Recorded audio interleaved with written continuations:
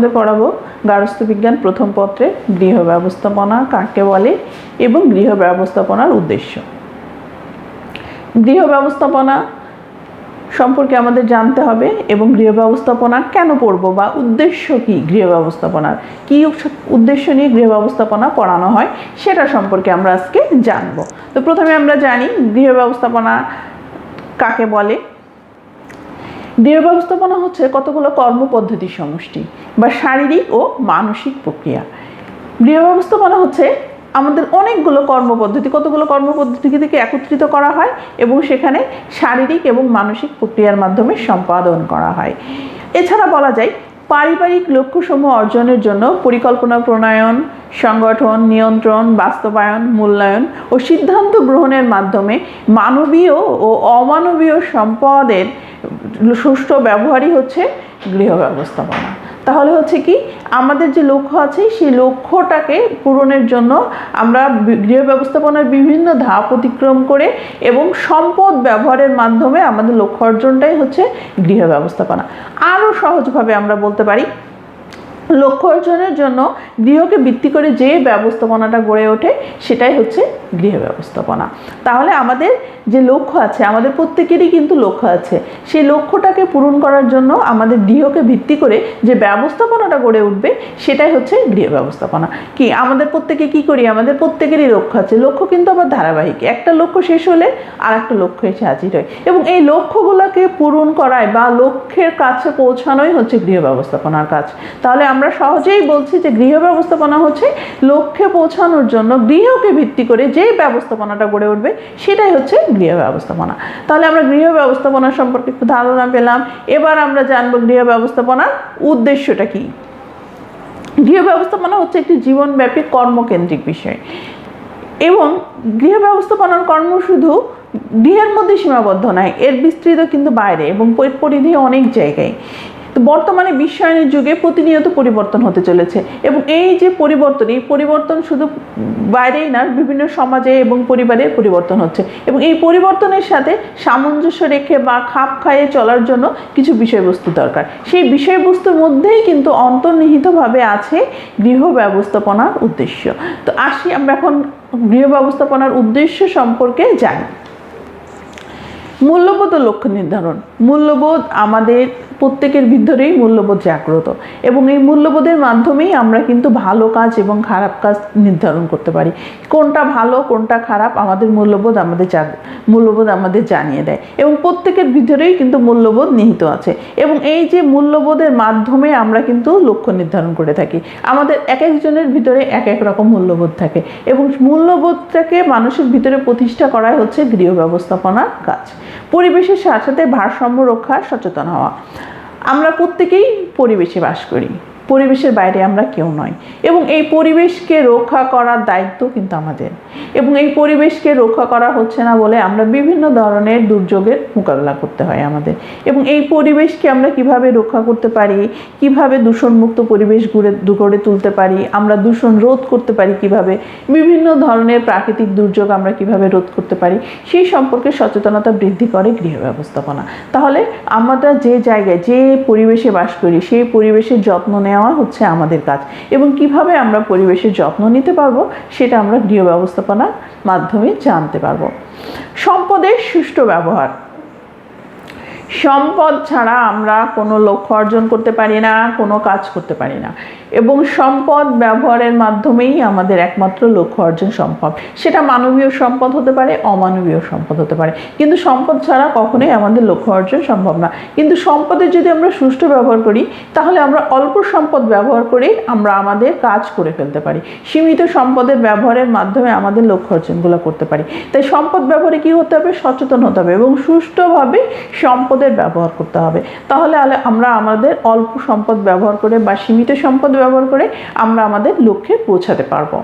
গৃহ ব্যবস্থাপনার স্তর বা পদ্ধতি সম্পর্কে ধারণা লাভ। আমরা গৃহ ব্যবস্থাপনার সংজ্ঞাতেই বলেছি যে আমরা কিছু গৃহ ব্যবস্থাপনার স্তর বা পর্যায় আছে, সেই পর্যায়গুলোর মাধ্যমে আমরা আমাদের লক্ষ্যে পৌঁছাতে পারি। তো গৃহ ব্যবস্থাপনার কিছু পর্যায়গুলো পরিকল্পনা প্রণয়ন, সংগঠন, নিয়ন্ত্রণ, মূল্যায়ন, বাস্তবায়ন, সিদ্ধান্ত গ্রহণ, এই যে পর্যায়গুলো আছে এই পর্যায়গুলো সম্পর্কে আমরা ব্যাপকভাবে বা বিস্তৃতভাবে আলোচনা করতে পারি এবং সেটা সম্পর্কে জানতে পারি। এবং গৃহ ব্যবস্থাপনার যে পর্যায় বা পদ্ধতিগুলো জানা থাকলে আমরা আমাদের লক্ষ্যে সহজে পৌঁছাতে পারবো এবং লক্ষ্য অর্জন আমাদের জন্য সহজ হয়ে যায় এবং সেই সম্পর্কে আমরা একটা ধারণা পেয়ে থাকি। সময় ও শক্তি সম্পর্কে ধারণা গঠন। সময় ও শক্তি গৃহ ব্যবস্থাপনার অন্যতম দুইটা একটা জিনিস, সময় ও শক্তি। সময় আমরা যে কাজ করি সময় ও শক্তির ব্যবহার করে থাকি। সময় প্রত্যেকের জন্য সমান, প্রতিটা ব্যক্তির জন্য একদিন 24 ঘন্টা, কিন্তু শক্তি প্রতিটা ব্যক্তির জন্য কিন্তু এক নয়। এক একজনের কাজ করার ক্ষমতা বা শক্তি এক এক রকম। তাই এই জন্য আমাদের সময় ও শক্তি ব্যবহারে সচেতন হতে হবে। আমরা কিভাবে অল্প সময় ব্যবহার করে এবং কম শক্তি ব্যয় করে কাজ করতে পারবো সেটা সম্পর্কে আমাদের ধারণা লাভ করা হয়। ক্লান্তি হ্রাস, কাজ করলে ক্লান্তি আসবে, এটা স্বাভাবিক এবং আমাদের যে কাজ করার অক্ষমতা বা আমরা কম কাজ করতে পারি সেটার মূল কারণ হচ্ছে আমাদের ক্লান্তি।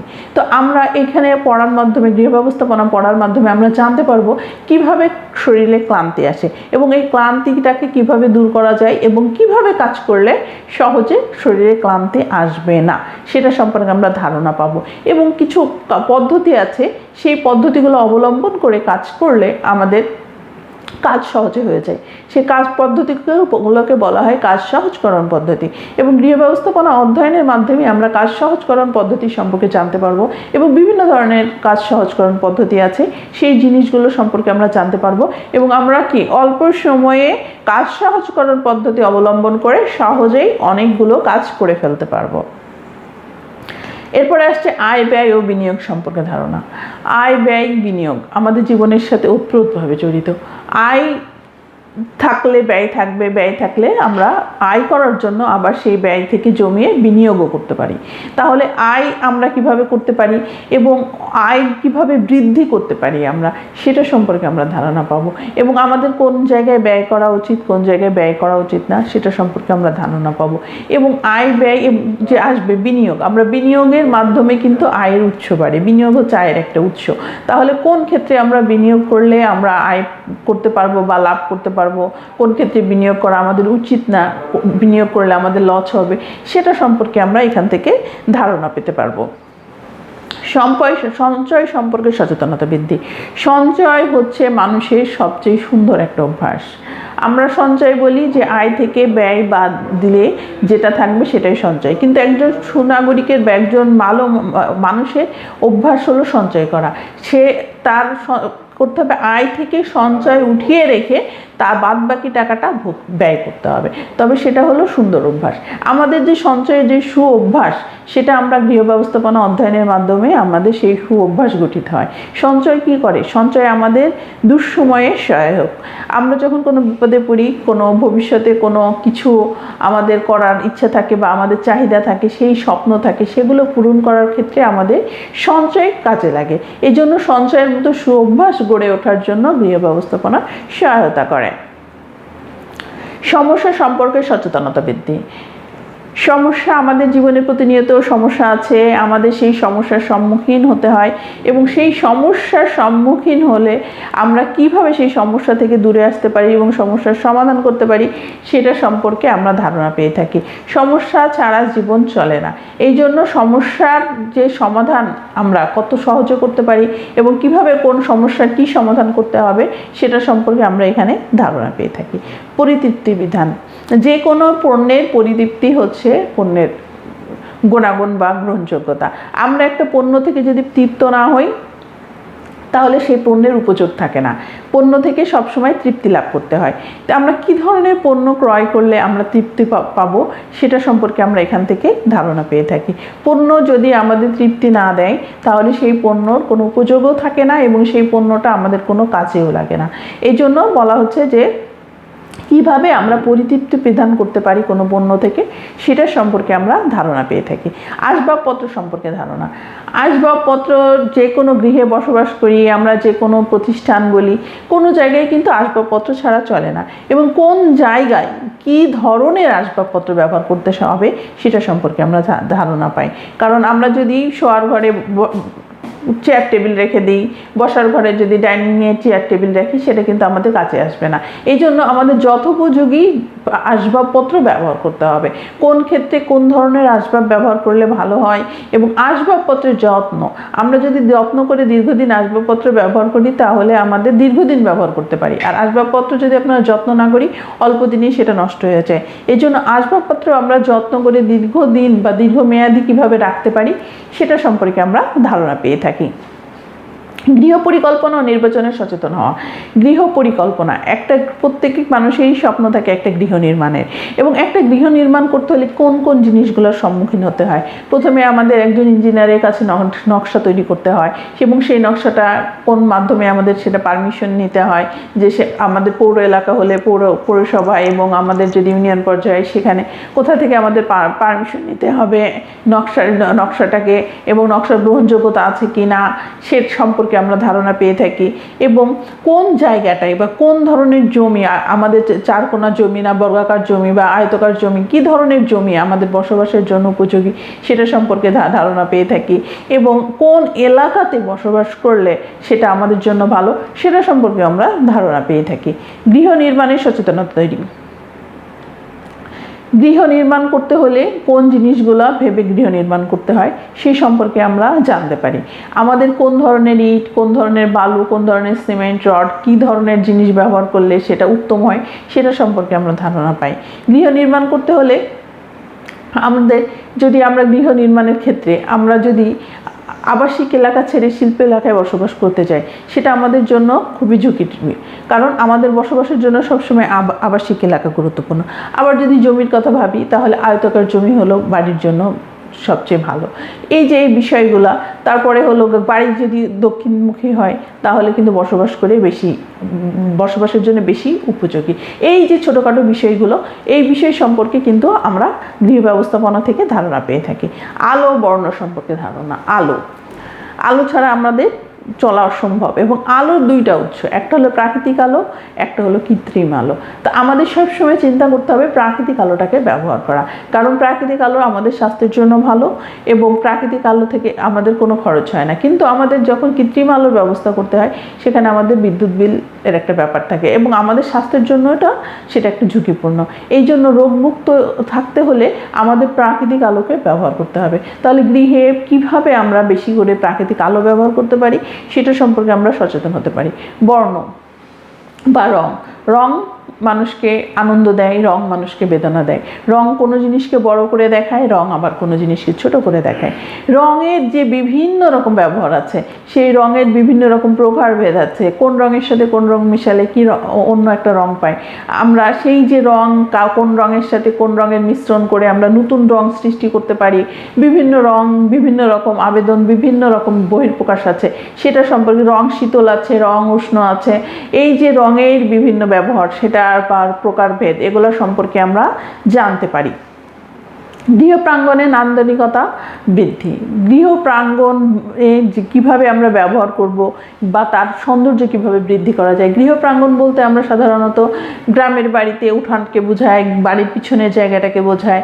শহরের বাড়িতে আমরা বারান্দা, ছাদ, এগুলোকে আমরা গৃহ প্রাঙ্গণ বলতে পারি। এই গৃহ প্রাঙ্গণের বিভিন্ন রকম ব্যবহার আছে। আমরা এটাকে আমাদের গাছ লাগিয়ে সবজির চাহিদা মেটাতে পারি, আবার পশু পাখি পালন করেও আমরা সেখান থেকে মাছ মাংস বা প্রোটিনের চাহিদা পূরণ করতে পারি। এবং সৌন্দর্য বৃদ্ধি তো আছেই। তো আমরা কিভাবে সৌন্দর্য বৃদ্ধি করতে পারি এবং এর নান্দনিকতা তৈরি করতে পারি এবং আমাদের পরিবারের চাহিদা পূরণ করতে পারি এর ব্যবহারে, সেটা সম্পর্কে আমরা জানতে পারবো। উন্নয়নমূলক কাজে অংশগ্রহণ করা। আমাদের সবজন সচেতন নাগরিক হিসেবে উন্নয়নমূলক কাজে অংশগ্রহণ করা উচিত। তো আমাদের জানতে হবে কোনগুলো উন্নয়নমূলক কাজ, কোন হলো অনুন্নয়নমূলক কাজ, এবং কোন ধরনের কাজে আমাদের অংশগ্রহণ করা উচিত, কোন ধরনের উন্নয়নমূলক কাজে। তো সেটা সম্পর্কে আমাদের ধারণা দিয়ে থাকে গৃহ ব্যবস্থাপনা আমাদের সেটা সম্পর্কে ধারণা দিয়ে থাকে যে কোন ধরনের উন্নয়নমূলক কাজে আমরা অংশগ্রহণ করতে পারি। সুষ্ঠু পারিবারিক জীবন। সর্বশেষ আমাদের যে জিনিসটা কাম্য থাকে, সুষ্ঠু পারিবারিক জীবন। সুষ্ঠু পারিবারিক জীবন ছাড়া কোনো মানুষ সফল হতে পারে না। পারিবারিকভাবে যদি কোনো দ্বন্দ্ব থাকে, সে ব্যক্তি সবসময় মানসিক টেনশনে থাকে, মানসিকভাবে বিপর্যস্ত বিপর্যস্ত থাকে, তার জীবনে সফলতা আসে কম। এই জন্য সুষ্ঠু পারিবারিক জীবন কীভাবে জীবনযাপন করা যায়, কিভাবে চললে মানুষের পারিবারিক জীবনটা সুন্দর হয়, সেটা সম্পর্কে আমরা ধারণা পেয়ে থাকি গৃহ ব্যবস্থাপনার মাধ্যমে। তো আমরা গৃহ ব্যবস্থাপনা পড়লে আমাদের কি কি জিনিস আমরা জানতে পারবো, গৃহ ব্যবস্থাপনার উদ্দেশ্যটা কি, কেন গৃহ ব্যবস্থাপনাটাকে করা হয়েছে, সেই যে তার উদ্দেশ্যগুলো আমরা তোমাদের সামনে উপস্থাপন করলাম। তোমরা নিশ্চয়ই বুঝতে পেরেছো। আগামী দিনে আমি তোমাদের সাথে মূল্যবোধ, লক্ষ্য, মান নিয়ে আলোচনা করব। সেই পর্যন্ত ভালো থেকো। আল্লাহ হাফেজ।